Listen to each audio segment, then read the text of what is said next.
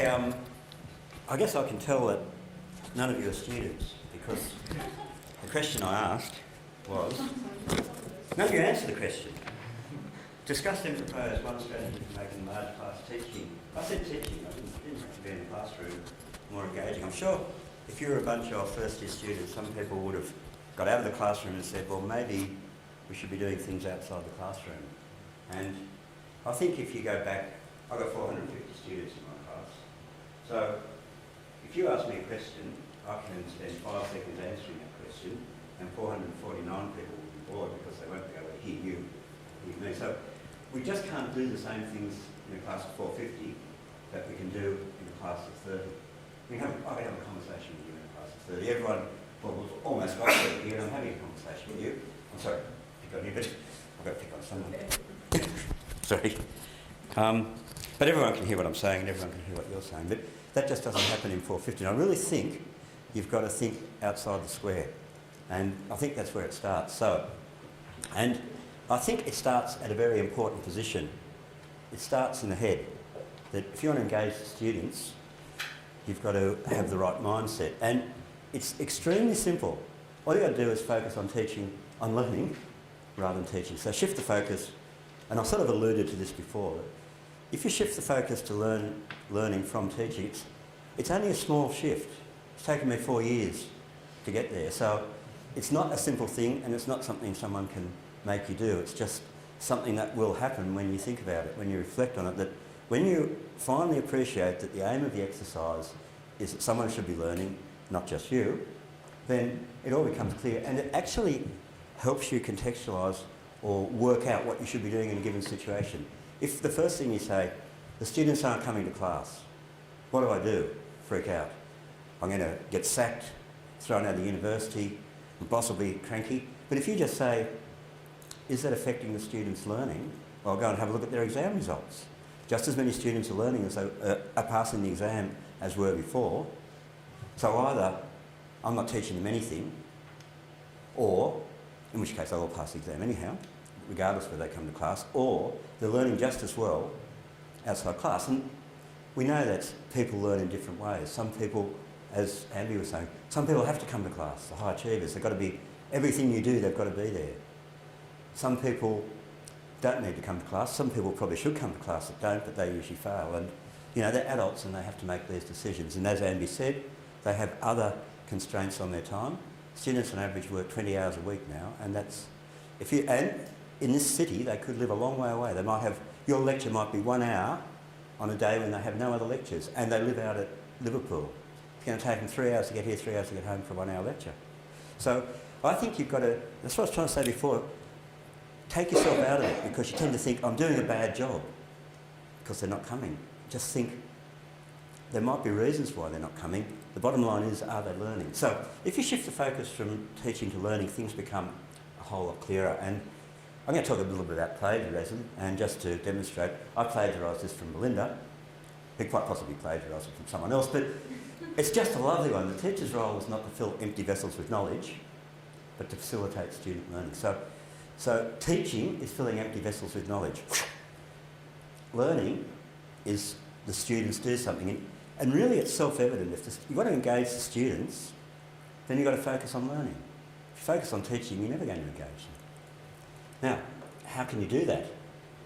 Well, I think, personally, that the online environment provides a tremendous opportunity to engage students in large class teaching, because you can engage them one-on-one in the online environment in a way which you can't in class. If I engage you on the online environment, talk to you on the online environment, then the rest of the class isn't all talking because they're not there. You also see me speaking to you personally. So, what we did was redesign the course. We got rid of some of the conventional directed learning. We didn't go as far as Sue. We didn't throw everything out.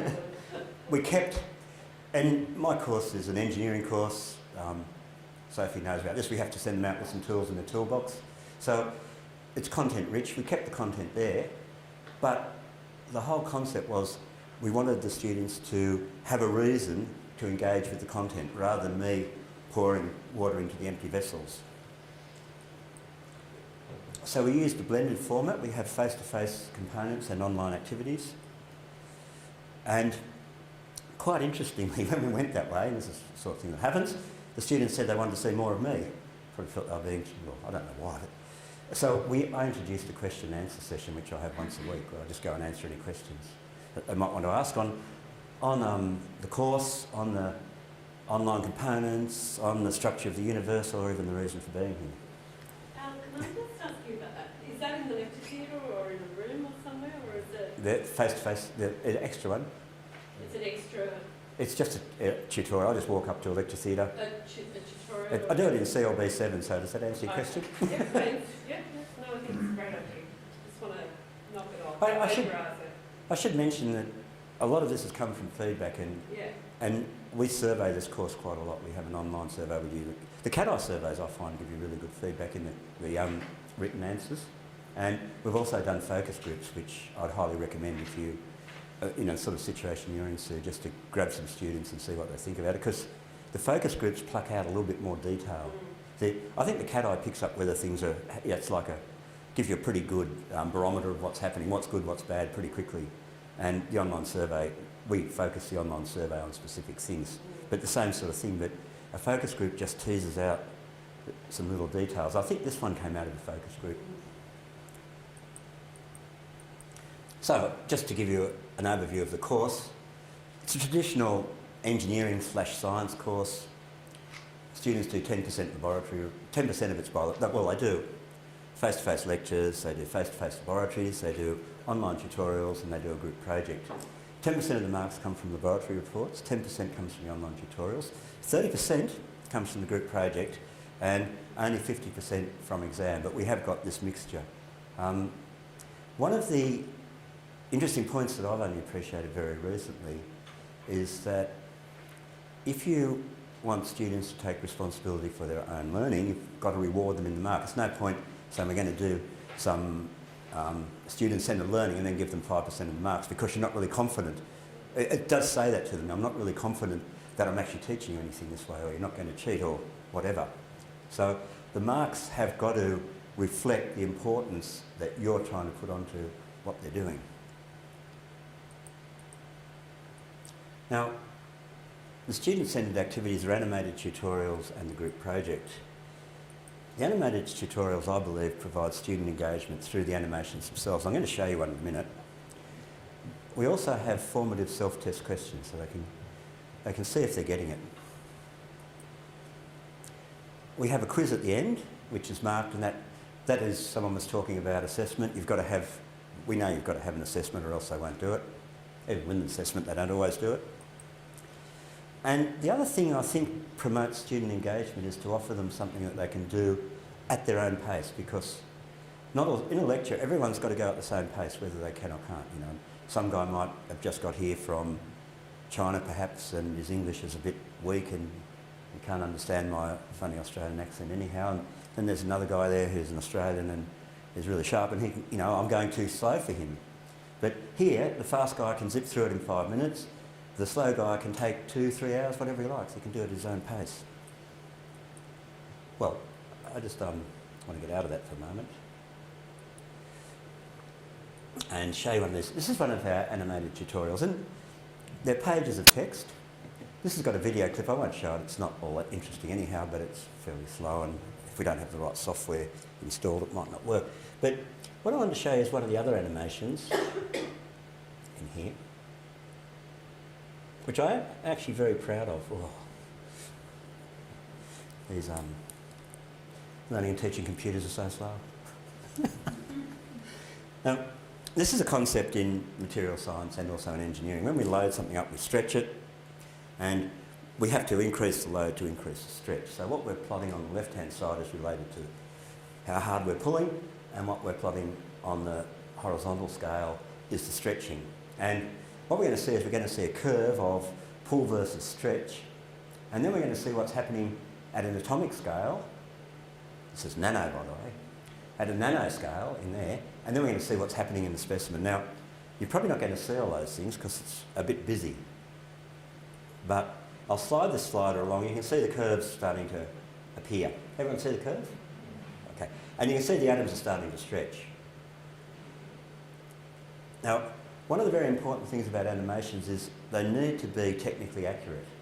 And this curve is about to fall over. And when it falls over, what's happened so far is the atoms have just stretched. See? Stretched like that. When it falls over, there's a discontinuity, and anyone who's in a science discipline will know that that means something's changed. Change in mechanism. See that? Now that's perfectly accurate in all respects. That's what happens in the material. The atoms slide over like that. And then we continue on, and eventually it breaks like so. Now there's a lot in there, and what we've done is we've got the curve here, and we can click on these points and see what's going on. I personally believe that it is an outstanding, not because someone else drew it and I just said do this, you know, that's what I want, and made sure it did the right things, but I think that's an outstanding learning, what would we call it, whatever, learning item, learning tool. So that's an animation, and the students can sit there and play with it as much as they want, and it's sort of, when we first developed these tutorials, we ran them in the laboratory, and I used to notice when I'd go in there that everyone was quiet and they were glued to the screen, and I could see that I had them, that they were engaged. We go to self-test, it's the wrong one, go to here. We've got some of these drop and drag, so these are the sort of curves you get for different materials. I can stick these on like that. No marks involved here, I just submit it. I only got one right, so I can click here. This is the only one I got right. I can click here and they rearrange and show me where they should have been. So a good self-test. And then we have a quiz.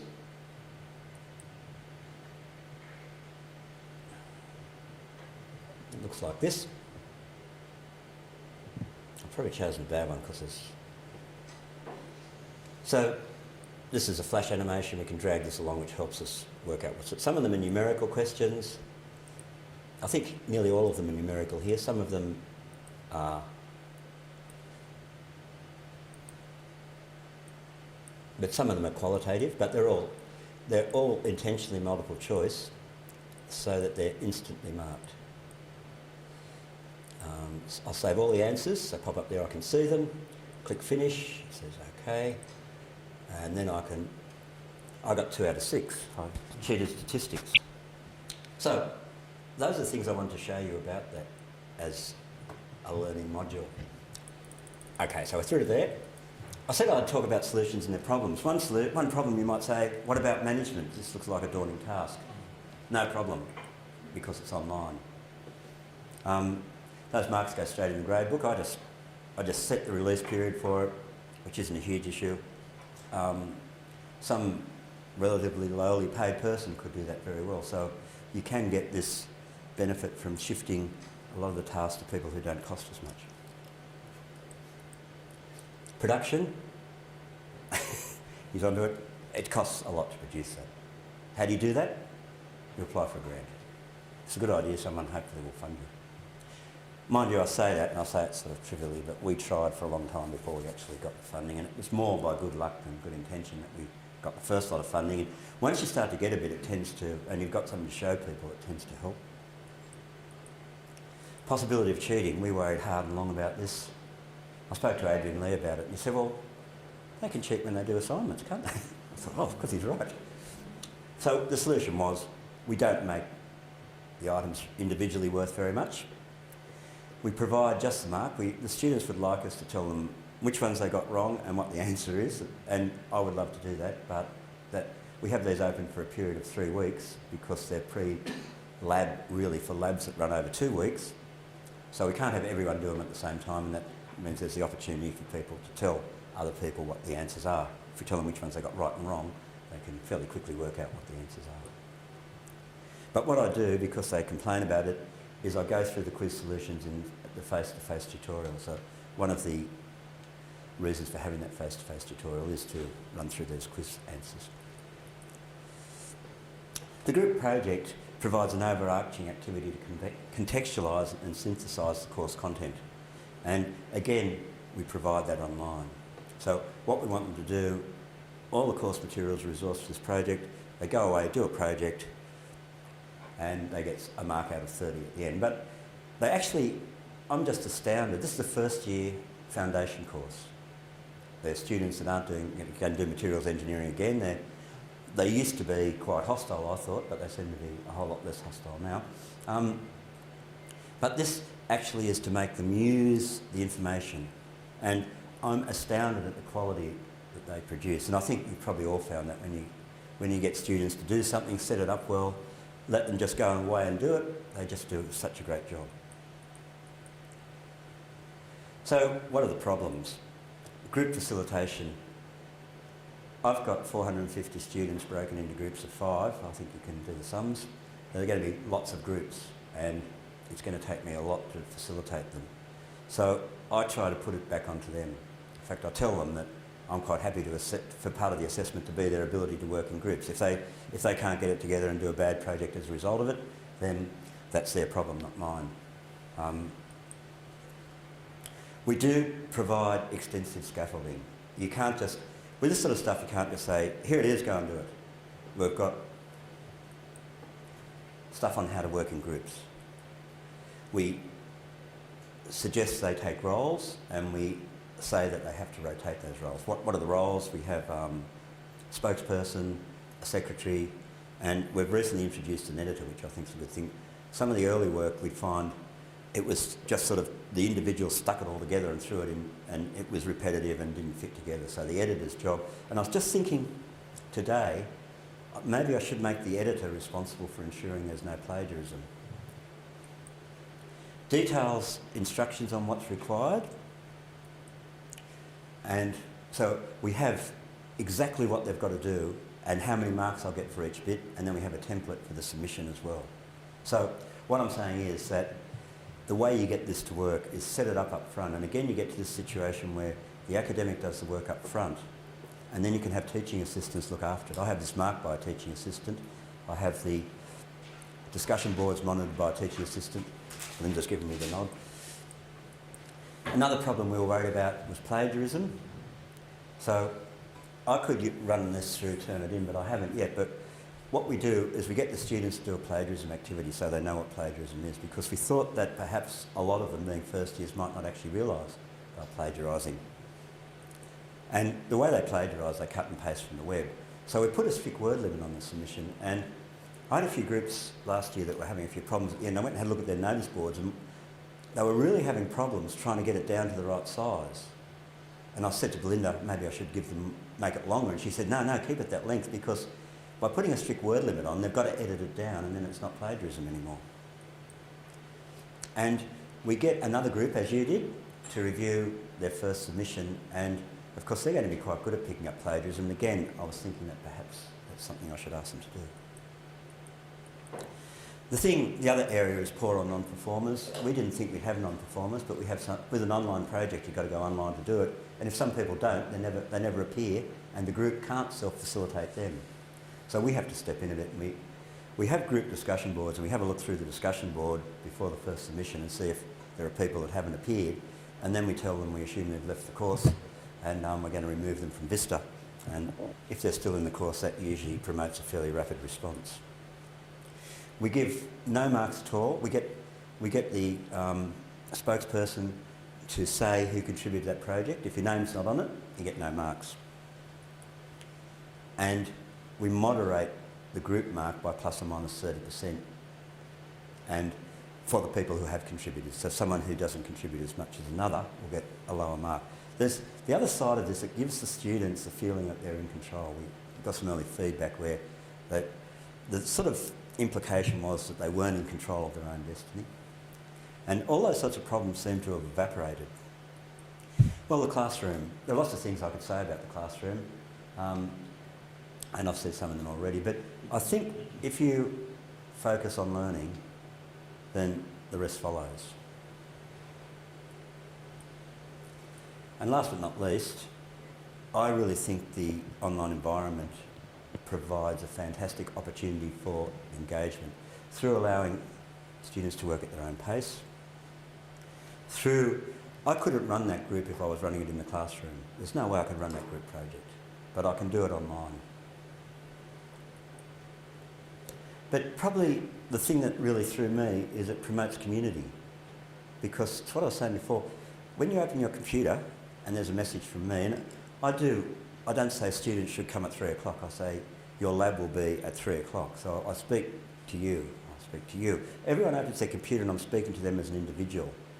And they're by themselves when they do that, and so they see me as an individual now, not as the lecturer. And I think it does, I've really put me first, but I think we have student because we have a help forum where the students answer one another's questions. We put them into groups and they work together, so we're promoting community amongst students, but I think we're really promoting community between student and instructors that is absolutely impossible to get in a class of 450 in the lecture. And I really think that you have to go outside the square and forget that, or realise that there are things other than walking in the lecture that you can do that can promote engagement, which in turn will produce better learning. And that's it for me, thanks. Thanks, Al. Any questions? Yeah, look at your project. Do they see each other's good project, or do you make them private groups? They're private groups, so they can't just. We sort of feel there might be a feeling they'd grab one another's stuff. But what we do is we actually have, let's say I've got 90 groups. I'll probably have 15 different topics or something this time round. So we make a topic discussion board as well. Now, they don't always use that. If I had 15 topic discussion boards, maybe 3 or 4 might get some of the traffic. The others, some students don't want to talk about what they're doing to the other students, but they might say, anyone got an idea on this? The actual topics we give are very open-ended, so that, for example, one thing I did, probably not so open-ended, but was a wheelie bin. And so I asked them to select the materials for the bin, for the axle, and for the wheels.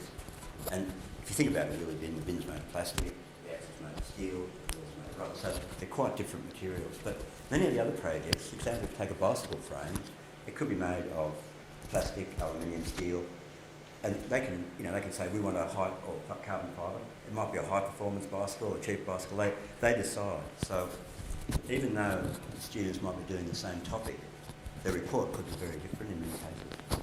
They also do their first submission to review another group's topic.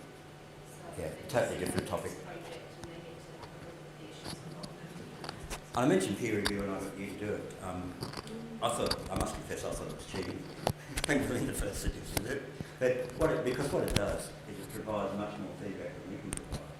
So we get them to do a peer review, and then it's a totally different topic. We don't give them someone's assignment on the same topic, and then it goes back to the group. So we just have a pro forma where we say, look at items A, C, D, E, just because I don't get too much time to mark them.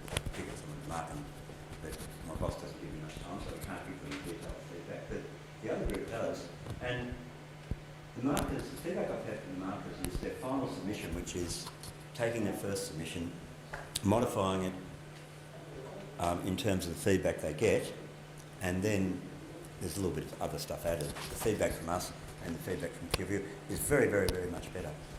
But one of the negative sides was someone complained that they didn't get 100%. They said, we took account of all the feedback you gave us and we didn't get 100%. I said, well, our feedback wasn't good.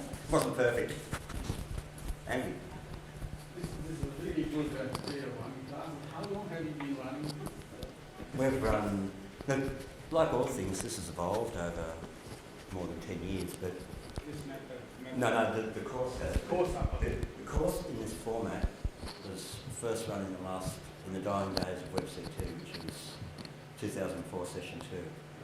And it's run every session since then, with the change, every session except the first session 2005, with the change in first year engineering. And this is actually, I'm glad you asked that, because the point I want to make.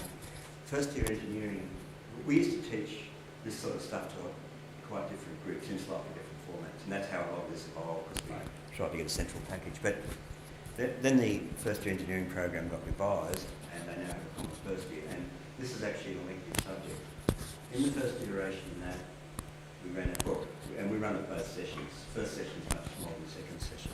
First iteration we probably had 400 across the 2 sessions. Now we've got 700.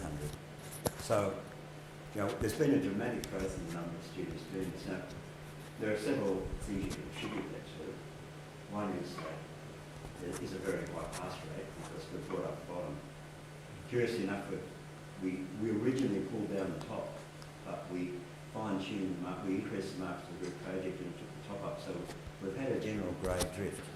And you could say, well, the poor students are riding through on the coattails of the good ones, but I honestly think they're going to be learning something. You know, so bad students learn from their peers. Otherwise, if they weren't doing that group project, they'd be sitting there by themselves and they might learn nothing. So I think we're helping the poor students, but we're not actually disadvantaging the bad students. So the other point I want to make is you can see there's a lot of effort being invested in this, but we've got the payoff.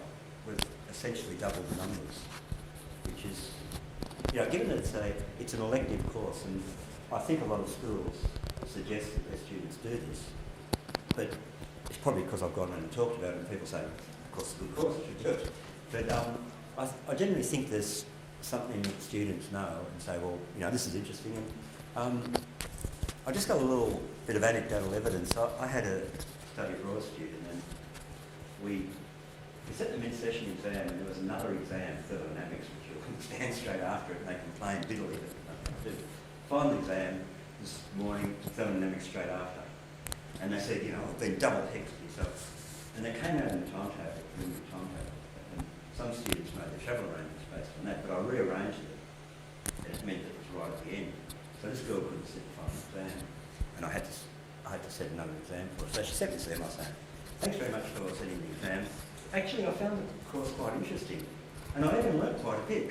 And I sort of think, what she was really saying was, I did this course because I thought it was going to be boring, you know, I didn't expect it to be interesting, I didn't expect to learn anything. And people come up to me at the end of the class and they say, thanks Dad, I really learned a lot, or when I'm walking through the university. And the other side of the engagement is that I've been walking around and people come up and say hello to me from all over the place. So and I really think that when you focus on learning rather than teaching, you break down the us and them. In fact, I say we're all in this together, you know. You're here to learn, you pay your money for it, I'm here to assist you. And it does create this community, and I can see it in anecdotal things, you know. I don't have it written down, but the number of students that will approach me as I'm wandering around the university has just skyrocketed. And the number of students that have come up to me at the end, in the last class or subsequently and said, you know, thanks for that, I really learned something. Found it interesting, I really learned something.